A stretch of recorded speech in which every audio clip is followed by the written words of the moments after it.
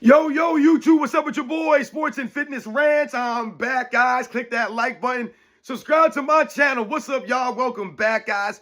Welcome back, man. Got another great video for you guys today, as usual. You guys know the deal on this channel. So about setting the record straight, stopping the lies, stopping the narratives, stopping them from rewriting history, guys. And in this video, we're going to talk about LeBron James, man. And all these videos I'm seeing out here, LeBron James out there partying until 4 in the morning or something like that after the loss to the Minnesota Timberwolves in the first round. And I see some people out here, the LeBron James fans, trying to relate this to Michael Jordan and his partying and his quote-unquote partying and his, gambling and his extracurricular activities.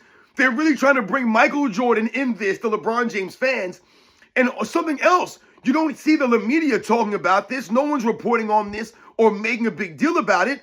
But back in the day, Michael Jordan, they made a big deal about Michael Jordan in certain scenarios that are similar to this.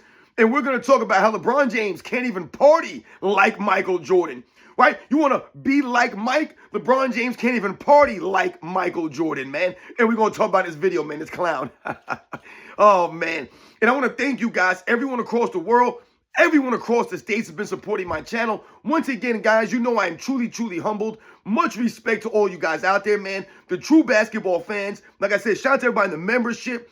Thank you very much to all you guys, man. Like I said, it means a lot, man. The emails, the messages, guys liking the videos, all that, man. Sharing my stuff, thank you. And you guys know what to do. Turn the volume all the way up. Hit that play button. Remember, these videos are for educational purposes. And let's roll. So, yes, guys, like I said, man, LeBron James can't even party like Mike. And that's the crazy thing here. Like I said, I'm seeing all these videos, LeBron James getting exposed for partying until 4 or 5 o'clock in the morning, whatever the case may be, coming after the loss to the Minnesota Timberwolves. Now, from what I've seen, what I've gathered, LeBron James, some of these photos, I guess, are surfacing of LeBron James partying in the same outfit that he wore to Game 5, right? The night that the Lakers were eliminated by the Minnesota Timberwolves. So people are starting to put out videos and report on LeBron James partying the same night that he was eliminated by the Minnesota Timberwolves in 5 games. Mind you, this was an elimination in the first round as a number 3 seed versus a number 6 seed. Now, once again, we all know that, 2 through 7 or, 3 through 7 seeds were only separated by a game or 2. So it's not as if the Minnesota Timberwolves were so much worse than the Lakers as far as records go. But nonetheless, it was a 3 seed versus a 6 seed. LeBron James' team had home court advantage in the first round. Remember, everyone was picking the Lakers to win this series in the first round. And the Lakers were, in fact, upset in the first round, guys. And they lost to the Minnesota Timberwolves. And LeBron James did little to nothing in the series, guys. Little to nothing. His sidekick, his quote-unquote sidekick, averaged 30 points in the series, but yet and still the Lakers lost in 5 games because LeBron James did not galvanize his teammates, but they'll continue to cover for LeBron James, make excuses for LeBron James, and blame other players and blame other people. But what I immediately thought about when I heard this report and I saw people making videos about LeBron James going out there partying, and I'm telling you guys, he can't party like Michael Jordan, and he's not getting treated the same way for partying like Michael Jordan did. Now, let's think about this.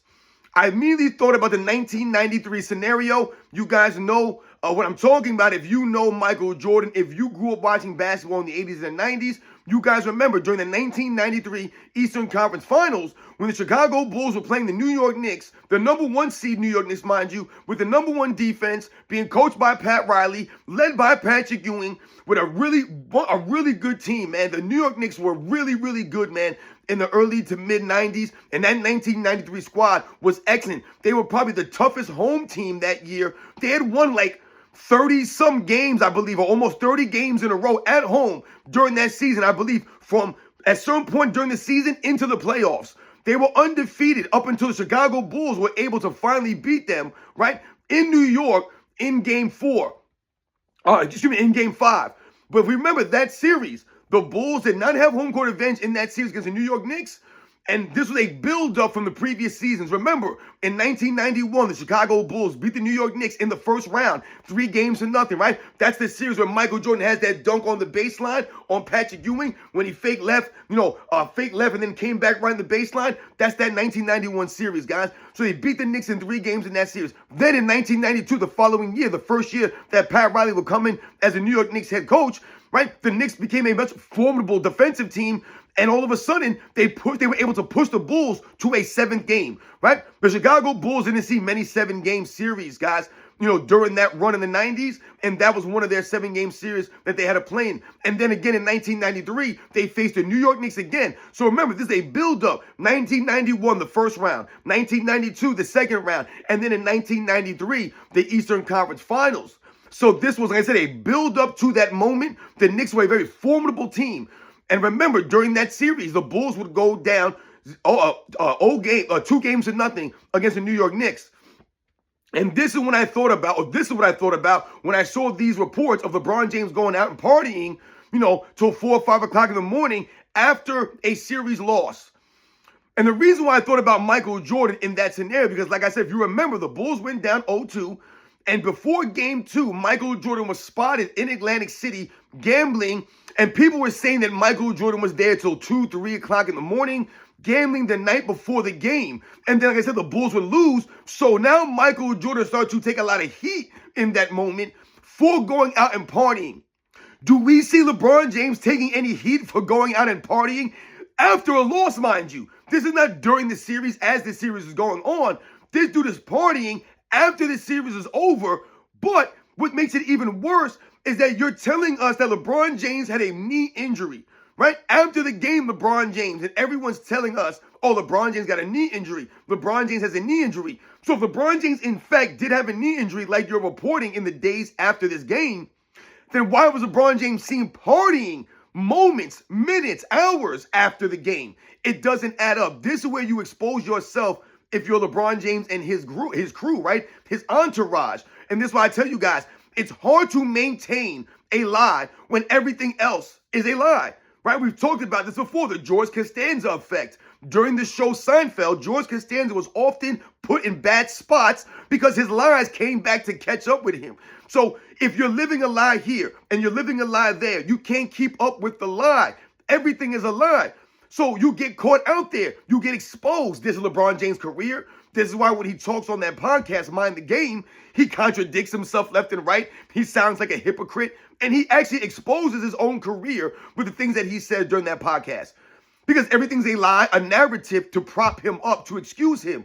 So in the moment, in 1993, Michael Jordan wasn't excused. No one did not talk about it. No, in fact, Michael Jordan took a lot of heat in that moment. They were blaming Michael Jordan as the reason why the Bulls were down 0-2. They didn't cover it up and blame Scottie Pippen or blame someone else. They were basically saying the Bulls are down 0-2 because Michael Jordan was in Atlantic City the night before the game, gambling and partying, carrying on till 2, 3 o'clock in the morning. But instead, what did they do? The reporters, instead of covering for Michael Jordan or not reporting on this stuff, like we don't see them reporting or covering, like we see them covering for LeBron James, they decided to take it a step further and blame Michael Jordan, right? Do some investigations, see if they could talk to people, find out how long Michael Jordan was there. And then, like I said, put the blame on him and then try to make a rift on the team. So before the games, what were you seeing? Interviews from Chicago Bulls players, right? Interviews from coaching staff. Oh, how do you feel about Michael Jordan going to Atlantic City before the game? Do you blame Michael Jordan? Do you think there's a problem with that? All they're trying to do is divide the team, trying to turn everyone against Michael Jordan. And what did you hear from a lot of the players and the coaching staff? They said the same things. Michael Jordan did not break any team rules. Michael Jordan is able to do what he wants to do in his own personal life. It's not our business to be too concerned about what Michael Jordan is doing. But why were they saying these things, guys? And this is what brings me to the really more important part about LeBron James, quote-unquote, partying after a loss, just partying in general on your own personal time during the basketball season, during a playoff series, whatever the case may be. The ultimate problem for LeBron James versus a Michael Jordan in a scenario like this, like I said, when you have LeBron James fans trying to bring up the fact that Michael Jordan partied and he gambled, and we know he did these things, right? You heard the stories of Michael Jordan and staying up to all hours of the night, gambling and partying and playing golf before games and he never really got sleep sometimes. This man was able to stay at the energy that Michael Jordan had. The reason why Michael Jordan can do these things, the reason why Michael Jordan is the stories are impressive about what Michael Jordan did, gambling and all this stuff. The problem for LeBron James versus Michael Jordan scenario is this one fact, guys. Michael Jordan had a reputation of going out there and earning it. So in practice, Michael Jordan showed up early, stayed late, put the work in, worked on his game. The evidence is there. You can see Michael Jordan's game evolve throughout the years, right? You see that it never declined, it evolved. Whereas for LeBron James, we don't see that same level of effort, that same work ethic that's put in. You don't see that. And we can see it in the video footage. LeBron James' game has declined over the years. It's devolved. It hasn't evolved. So what we see from LeBron James is you're going to go out there and party like this, and he's been doing this right throughout his entire career, and there's nothing wrong with going out and having a good time. The problem comes in when you don't show up on the basketball court. So Michael Jordan can go out there, gamble all hours of the night. He could drink, smoke his cigars, right? Play his golf before games. Because when he went out there on the court, he earned it. He gave the effort. He wasn't walking around on defense. He wasn't standing in the corner blowing on his hands. He wasn't blaming his teammates. He took accountability. So in that moment in 1993, when they're all giving Michael Jordan heat, they're saying that he's gambling till all hours of the night. They're making up stories and lying for Michael Jordan. When Michael Jordan was saying, I was not there to the times that people are saying I was there. I did not violate any team rules. So in that moment, they're trying to put all the blame and the accountability on Michael Jordan. Instead of trying to cover for Michael Jordan, right? Try to lie and create narratives, excuses for Michael Jordan. This is what they do for LeBron James. So they won't cover this stuff. They won't talk about these things, or they'll make excuses, right? They'll put blame and accountability at someplace else. Or they'll say something like, oh, LeBron James can do whatever he wants on his personal time. Who are we to judge or say anything about that? And that's absolutely right. But that's like I said, this is where the problem comes in. If you want to go that route and say, I could do whatever I want on my personal time, no one should be involved as long as I go out there and do what I have to do on the court. That's the problem. LeBron James is not going out there and doing what he has to do on the court. He's not giving the same effort. So we can look back or sit back and say, LeBron James gave more effort partying last night, right, than he did at the game in Game 5. We can clearly say that because LeBron James is standing around, not getting across half court, right? Lollygagging out there, not hustling, not giving the effort on defense or rebounding, not being a true leader, not taking the accountability of the blame, the burden, not taking these things, putting on other people. So you could go out there and party and do X, Y, Z, but you must be ready to take the responsibility, the accountability, the burden must be on you. So in 93, Michael Jordan didn't blame Scottie Pippen or look for excuses. He didn't make any excuses. All he said was, listen, I was not out as late as people are saying that I was out. To the time that I was out, you could talk to the casinos. He goes, and I did not do anything wrong. I did not break any laws or violate any team rules. He said I was out with my family, and that's all Michael Jordan wanted to clarify and clear up. The things that people were saying about him that were not accurate as far as how long he was there and how late he was there or who he may have been with or who he wasn't with or what he may have actually been doing. So Michael Jordan took that burden on. It wasn't placed on someone else. He didn't make excuses or cry and moan. And the media was trying to dump on Michael Jordan, but quite the opposite of what the media does to LeBron James. They don't come down on LeBron James, but you'll have people act like the media comes down on LeBron James. Oh, LeBron James gets so much scrutiny. He gets so much hate from the media. No, he doesn't. He doesn't get any hate from the media, right? We're the ones on YouTube. People like us, the content creators, we're the ones actually calling out LeBron James. We're the ones calling out the media. We're the ones putting out the facts here. We're the ones setting the record straight. We're giving context. We're giving perspective, right? Once again, we're respecting the NBA's history. So we're keeping in line with the traditions here. These guys are trying to rewrite history, bend reality, right? Disrespect the history of the NBA, right? Like I said, tear it down and try to lift up these guys, lift up someone like LeBron James through those same very lies and narratives, man. And we won't stand for that. So when we talk about LeBron James can't party like Mike, he can't because Michael Jordan went out there and earned it. So yes, Michael Jordan partied, But damn it, he went out there and earned it. You know what I'm saying? He went out there and showed up. So he earned the right to go out there and party. I always tell people, you want to go out and party, then you got to put the work in. You got to show it when it matters most. You want to run your mouth? You want to talk trash? You got to show it when it matters most. You know, I remember as a Giants fan, you know, and if you're a New York Giants fan, you guys probably are going to remember this scenario that I'm going to talk about. Excuse me, guys. Sorry. Some years back, I can't remember what year it was. I want to say it was like 2016 or somewhere around there. The New York Giants were in the postseason. And, you know, this was like one of the last times that Eli Manning would lead the Giants to the playoffs. This might have even been the last time that the Giants had made the playoffs with Eli Manning. I can't remember correctly if it was 2016 or 2018, somewhere around there. You guys know what I'm talking about. There was a scenario there where the Giants were getting ready to play the Green Bay Packers, right? And, you know, the New York Giants players, Odell Beckham Jr., I believe Victor Cruz, a couple of these guys went on this quote-unquote boat trip, all right? They went on a boat trip. And it was reported in the newspapers. They had pictures. You know, these guys are hanging out with girls and, you know, they're drinking, they're partying, and they're on this boat. You know, it was like a yacht or whatever that they took out on the water and all this stuff. And they took a lot of heat for it because it was prior to a playoff game against the Green Bay Packers, all right? And I remember a lot of people talking about this stuff. People were upset. The Giants fans, you know what I'm saying? That Odell Beckham, they were on him, man, because they were saying, yo, why are you guys out here partying before a playoff game? It's a big game, right? In the NFL, it's not a 7-game series. You can't lose a game here and lose a game there and then come back, right? There is no second chances in the NFL playoffs. It's win or go home. So you got to be at your best. You got to be prepared in the moment. So coming into that game, people were talking about this. And I was of the mind of, like I just told you guys, if you want to go out there and party, by all means, man, you guys got the money, you got the means, you got the cachet, right? You earned that, right? To go out there and do what you want to do as a professional athlete, as a celebrity, all of this stuff. We have no right to tell you what to do in your own personal life. But people can judge you based off of what you do and the results that you may or may not get based off of your actions.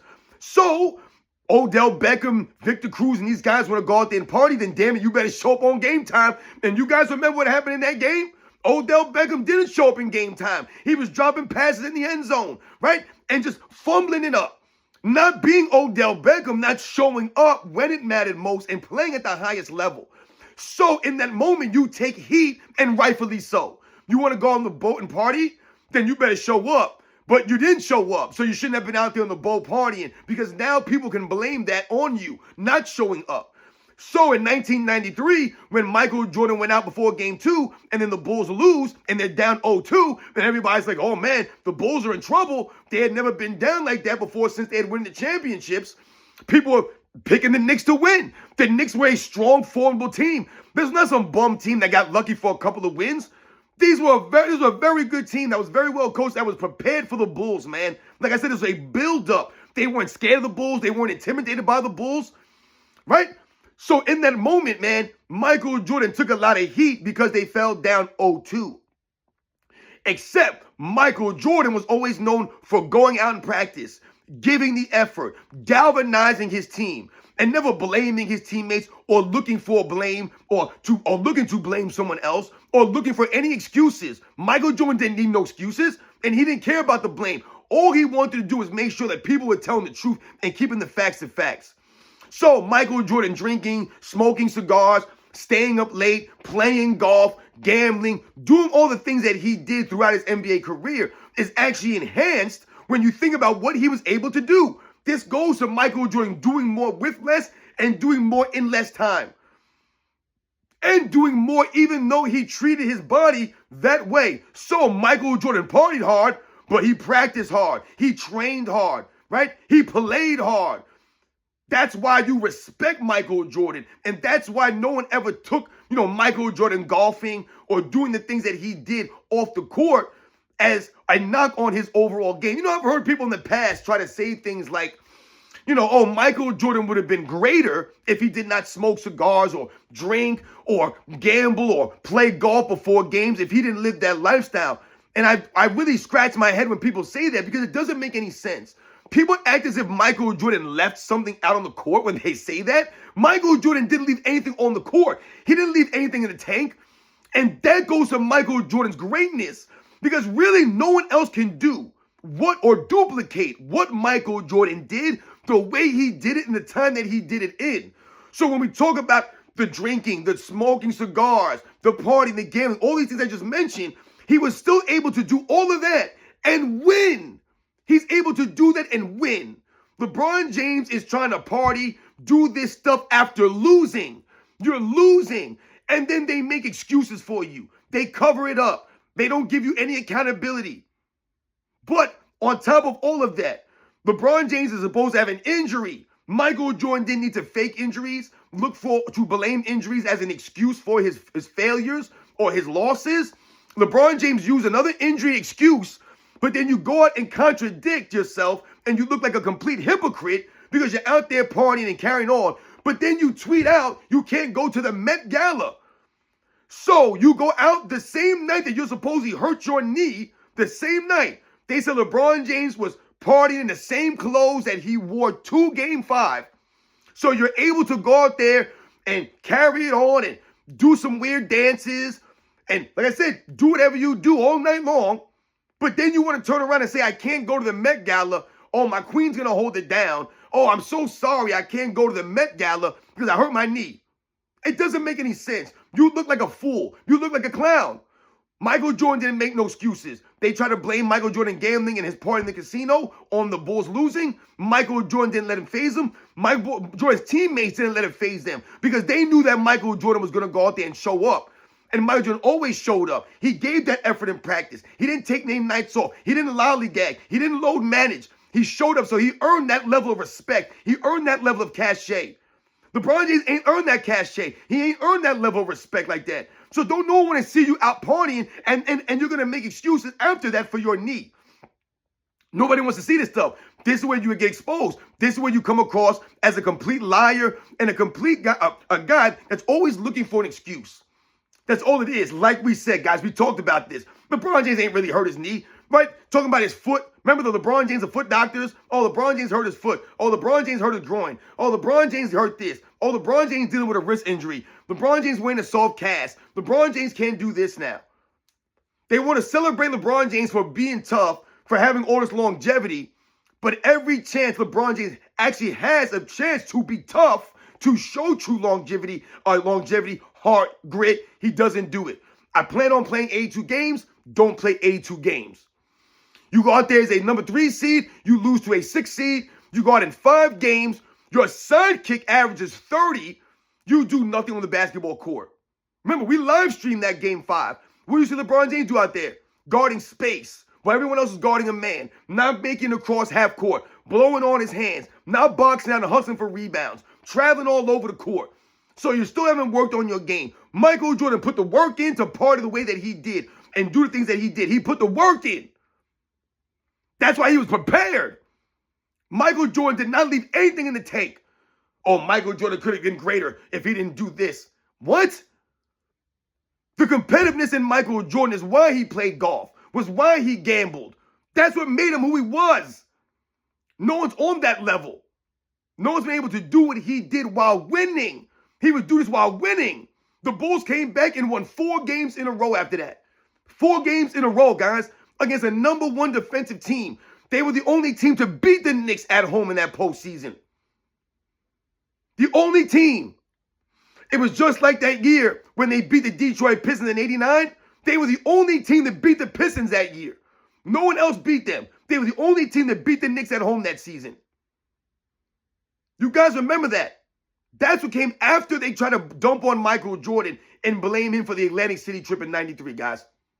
So these are the facts. LeBron James proving that he faked the injury. You're out there partying on that same knee the same night you're supposedly hurt it. Wouldn't that have been the worst time to play on it? The night of? Shouldn't that have been the time that you should have been getting the most treatment on it? The night of. But LeBron James out there partying, but then can't go to the Met Gala a couple nights later. And then had to let us all know that he couldn't go to the gala because of the same knee that he was partying on the same night of the knee injury. Exposed.